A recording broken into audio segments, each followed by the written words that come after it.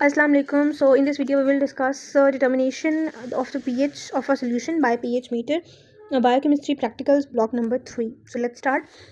What is pH meter and what is pH? So pH is a unit of measure that measures the acidity or alkalinity of a solution using a logarithmic scale with 7 as neutral. यानी एक scale होता है जिससे हम किसी भी solution वो कितना एसिडिक है कितना बेसिक है ये मेजर करते हैं. 7 पर न्यूट्रल होता है, ठीक है, और 7 से कम होगा तो एसिडिक, 7 से ज़्यादा होगा तो alkaline.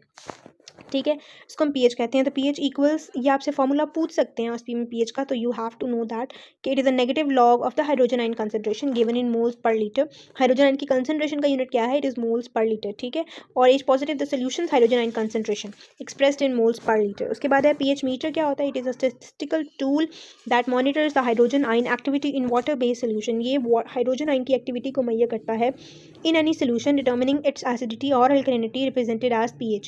It measures the difference in electric potential between the pH electrodes and the reference electrode. ठीक है, एक हमारे पास इसमें एक रेफरेंस इलेक्ट्रोड होता है और एक पीएच इलेक्ट्रोड होता है. ये उन दोनों के दरमियान जो हम पीएच इलेक्ट्रोड होता है वो हम डिप करते हैं सोल्यूशन के अंदर, और ये रेफरेंस इलेक्ट्रोड से उसको कंपेयर करके डिफ्रेंशिएट करता है पीएच को और हमें बताता है. Thus the calculated difference in electrical potential relates to the pH of the solution, और वो फिर हमारे पास पीएच होती है. अभी मैं इस वीडियो के डिस्क्रिप्शन में एक वीडियो भी ऐड कर दूंगी जिसमें प्रैक्टिकली परफॉर्म करके आपको दिखा रहे होंगे कि किस तरह से पीएच मीटर वर्क करता है. ठीक है, थोड़ा थोड़ा डिफरेंस पीएच मीटर्स में हो सकता है, but according to different institution आपका जहाँ सेंटर बनता है आपने वहाँ का पीएच मीटर थोड़ा सा डिफ्रेंशिएट कर सकता है, बट जो बेसिक प्रिंसिपल है वो सेम ही रहता है इन एनी केस. ठीक है, तो आप वो वीडियो देख लीजिएगा. So what are the parts of pH meter? pH meter consists of an electrometer, एक इलेक्ट्रिक स्क्रीन होती है, उसके ऊपर इलेक्ट्रोमीटर होता है, वो मेजर करके आपको रीडिंग बताता है. ग्लास इलेक्ट्रोड्स होते हैं जिन्हें हम कैलोमल ग्लास इलेक्ट्रोड्स भी कहते हैं. ठीक है, और रेफरेंस इलेक्ट्रोड्स होते हैं. ठीक है, ये 3 चीज़ें हो गई. और combination electrodes as their major component, इनको हम रेफरेंस इलेक्ट्रोड्स को कम्बिनेशन इलेक्ट्रोड्स भी कहते हैं. Previously pH meters were designed consisting of the glass electrodes and reference electrodes separately.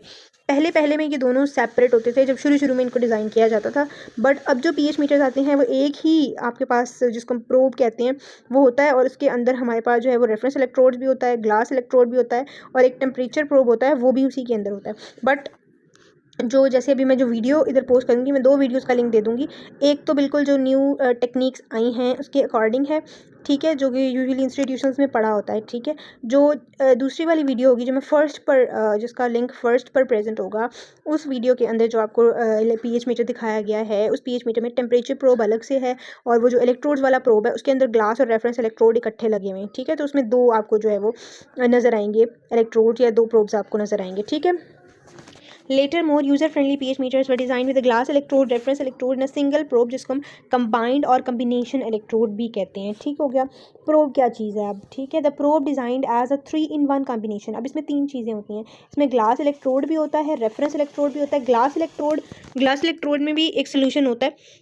असल में ये वो पार्ट होता है जिसके हम डिप करते हैं किसी भी सोल्यूशन के अंदर जिसकी हमने पीएच मेजर करनी हो. एक रेफरेंस इलेक्ट्रोड होता है, वो भी इसी के अंदर इंस्टॉल्ड होता है, और टेम्परेचर प्रोब मेजर करने के लिए भी जो भी सिस्टम होता है वो इसी के अंदर इंस्टॉल हुआ होता है. छोटी सी जो है वो ट्यूब लाइक स्ट्रक्चर होता है. One end of the probe consist of a sensitive tip glass that detects the solution acidity और alkalinity.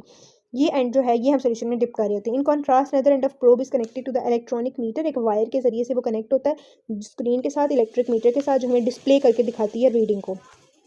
The temperature detected in the probe helps to detect the temperature of the solution. कुछ इलेक्ट्रोमीटर्स जो हैं वो हमें temperature की reading भी show कर देते हैं, तो उसके लिए वो प्रोब होता है. The pH value of test और buffer solution should only be measured at room temperature. और आपको टेम्परेचर दिया गया है, आपके पास रूम टेम्परेचर होना चाहिए. उसके बाद ग्लास इलेक्ट्रोड क्या है, रेफरेंस इलेक्ट्रोड क्या है, ये आपको अलग-अलग बताया हुआ है कि इसके अंदर जो चीज़ें होती हैं वो क्या क्या हैं. ग्लास इलेक्ट्रोड एक नैरो ट्यूब लाइक स्ट्रक्चर होता है, it is made up of glass, जिसमें ग्लास बल्ब होता है जो कि बहुत सेंसिटिव होता है, जो कि हम डिप करते हैं. इसमें silver wire coated with silver chloride immerse in electrolyte as an electrode. ठीक है, इलेक्ट्रोड के तौर पर जो उसकी कंपोजिशन है वो बताई हुई है कि silver wire coated with silver chloride. ठीक है, वो हमारे पास पोटाशियम क्लोराइड के एक इलेक्ट्रोलाइट के अंदर डिप होता है और वो एज एन इलेक्ट्रोड वर्क कर रहा होता है. The glass electrode it help measures potential changes across the glass membrane. ठीक है, जैसे ही इसको आप किसी सोल्यूशन में डिप करेंगे उसमें हाइड्रोजन की कंसंट्रेशन में चेंज आएगा, इस इलेक्ट्रोड के अराउंड पोटेंशियल चेंज हो जाएगा, जिसकी वजह से जो है ये मेजरमेंट करता है. रेफरेंस इलेक्ट्रोड क्या है? It is a glass tube like structure consisting of a metallic conductor. ये सिल्वर क्लोराइड पोटाशियम क्लोराइड की सोल्यूशन में डिप किया हुआ, इसमें भी सेम कंपोजिशन है. of pH7, this electrode only comes in contact with the test solution through a ceramic junction. एक छोटा सा हम एक ceramic का junction बनाते हैं, ये वहाँ से test solution के contact में होता है.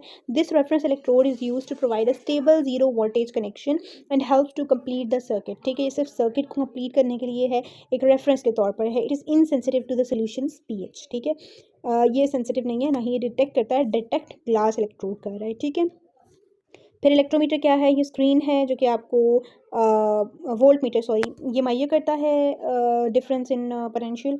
ठीक है, that causes minimal differences in electrical potential in a circuit. ठीक है, जो भी कोई पोटेंशियल डिफरेंस आएगा ये उसको माइय करेगा. उसके बाद ये आपको दिखाया हुआ है कि एक फिलिंग होल भी होता है. It is the opening use to refill the electrolyte. ठीक है, अगर इसके अंदर इलेक्ट्रोलाइट ख़त्म हो जाता है, जो हमने बात की पोटेशियम क्लोराइड की, वो ख़त्म हो जाता है, तो फिर इसको फिल करने के लिए ये फिलिंग होल फिलिंग ओपनिंग नज़र आ रही है, यहाँ से हम फिल कर देते हैं. अच्छा, यहाँ से ये प्रोब है हमारे पास पूरा. ठीक है, ये इसके अंदर ये आपको साइड्स पे जो नज़र आ रहा है, this is the reference electrode. ठीक है, और ये आपको नज़र आ रहा है रेफरेंस इलेक्ट्रोड का थोड़ा सा पार्ट जो है. ठीक है, ये पूरा रेफरेंस इलेक्ट्रोलाइट है जो हमने इस रेफरेंस इलेक्ट्रोड के अंदर भरा हुआ है. ये जो अंदर एक ट्यूब है ये इंटरनल रेफरेंस इलेक्ट्रोड है. ठीक है, ये जो साइड पे इस इंटरनल रेफरेंस इलेक्ट्रोड के जो साइड पे ये वाला आपको नज़र आ रहा है, इसके अंदर हमारे पास जो होता है, ये हमारे पास ग्लास मेम्ब्रेन और ग्लास इलेक्ट्रोड है. ठीक है, ये इस इलेक्ट्रोड का हेड है. ठीक है, ये मीटर के साथ कनेक्टेड है वायर से यहाँ पर. और ये मैंने आपको बता दिया कि जो सेंटर वाली ट्यूब है ना, अगर मैं थोड़ा सा पेन यूज़ करके बताऊँ तो ये कुछ इस तरह से है. दो ट्यूब्स हैं, आप समझ लें, if I am drawing it the right way. ठीक है, ये इस तरह से देखें, एक इस तरह से है, सॉरी. ठीक है, एक ट्यूब इस तरह से है और जो दूसरी वाली है वो इस तरह से है. ठीक हो गया. और जो आपके पास इसके अंदर इंटरनल बफर, अब इसके अंदर भी इलेक्ट्रोलाइट फिल हुआ है और इसके अंदर भी इलेक्ट्रोलाइट फिल हुआ है. ठीक है, वो इधर नज़र आ रहा है आपको, ये रेफरेंस इलेक्ट्रोलाइट ये आउटर में भी फिल है. ठीक है, अंदर भी यही फिल है.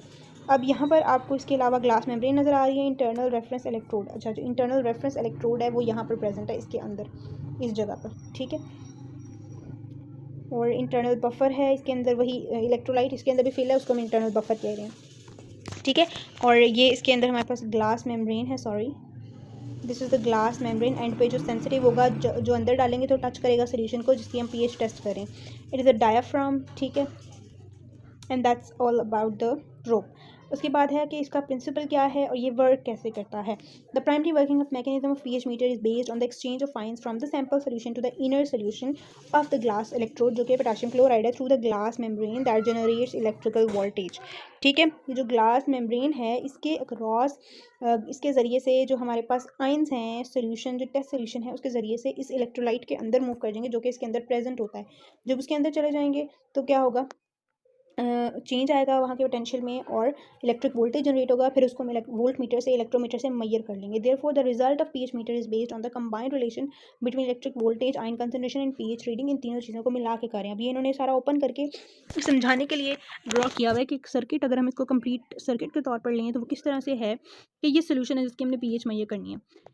ठीक है, ये हमारे पास जी स्पेशल ग्लास है. अच्छा, ये सारा कुछ हमारे पास, अब ये जो दोनों इलेक्ट्रोड्स हैं ये सारे प्रोब के अंदर ही हैं ये सारी चीज़ें. ठीक है, टेम्परेचर रेगुलेटर भी और ये रेफरेंस टर्मिनल भी और ये वो ग्लास इलेक्ट्रोड है जिससे हम ये करते हैं. So this is special glass यहाँ पर लगा होता है which is permeable to ions. तो यहाँ से हाइड्रोजन आयंस ऊपर मूव कर जाते हैं. ठीक है, और अंदर की पीएच को चेंज कर देते हैं, अंदर के पोटेंशियल को चेंज कर देते हैं. वो कैसे करते हैं, during pH measurement when a pair of glass electrode and reference electrode और कंबाइंड इलेक्ट्रोड, ठीक है, जो हम प्रोब में यूज़ करते हैं, जब हम इनको सोल्यूशन के अंदर डालते हैं, is immersed in solution, hydrogen ions in a test solution move toward the glass electrode replacing some metal ions inside the glass electrode. वहाँ के मेटल आयंस को जो है ये रिप्लेस कर देते हैं. ठीक है, यानी उनके साथ रिएक्ट कर जाते हैं. Meanwhile, some hydrogen ion also disperse into the solution being tested. This swapping of ions is known as the ion exchange phenomena. ठीक है, ये होता है ion exchange phenomena, यानी कुछ हाइड्रोजन आयन जो है वो सोल्यूशन के अंदर जा रहे हैं. ठीक है, और कुछ सोल्यूशन के अंदर डिस्पर्स हो रहे हैं और कुछ सोल्यूशन से जो है वो उस ग्लास के ज़रिए से ऊपर जा रहे हैं. This ion exchange phenomena creates a small voltage across the glass electrode that is picked up by the silver electrode. ठीक है, वो सिल्वर इलेक्ट्रोड उसको पिक कर लेता है, जो कि हमने बताया है नीचे लगा होता है, एंड पास टू द, यहाँ पर ये सिल्वर इलेक्ट्रोड है. ठीक है, ठीक है, जब यहाँ से आयंस ऊपर आएंगे, पोटेशियम क्लोराइड का इलेक्ट्रोलाइट है अंदर, वो हाइड्रोजन आयंस जो हैं आयन एक्सचेंज के ज़रिए से शिफ्ट हो जाएंगे, क्योंकि यहाँ पर फिर वो जो सिल्वर इलेक्ट्रोड है उसको डिटेक्ट करेगा और वो वोल्ट मीटर को तक उसको पास कर देगा. As a result voltmeter measures the voltage generated by the solution which is equivalent to the pH value according to the Nernst equation. और Nernst equation क्या है वो इधर आपको ज़रूरी नहीं है. Apart from it the potential difference in reference electrode remains constant. That only helps to complete the circuit of the pH meter. ये जो रेफरेंस इलेक्ट्रोड हमने डाला हुआ है ना, इसके अंदर कुछ भी नहीं हो रहा. ये सारा कुछ हमने पढ़ा है वो इसी ग्लास इलेक्ट्रोड में हो रहा है. इसके अंदर कुछ नहीं हो रहा. ये सर्किट को कंप्लीट कर रहा है. यहाँ से अगर हाइड्रोजन आयन गए हैं वो वॉल्ट मीटर के अंदर से गुजरे हैं और यहाँ से सोल्यूशन में वापस आ गए, ये आयन एक्सचेंज मेथड एक्चुअली हो रहा है. ठीक है, सो दैट्स हाउ जो है ये इट वर्क्स. उसके बाद है अब ये बताया हुआ है कि जितना कम वोल्टेज आएगा इसका मतलब है हाइड्रोजन आइंस कम है, हाइड्रोक्सिल आइन ज़्यादा है, यानी सोल्यूशन अल्कलाइन है. वोल्टेज ज़्यादा आएगा, ज़्यादा हाइड्रोजन आइंस हैं, ज़्यादा एसिडिटी है, पीएच कम है. ठीक है, ये आपको इंडिकेट करता है पीएच को, तो ये आपको पता होना चाहिए.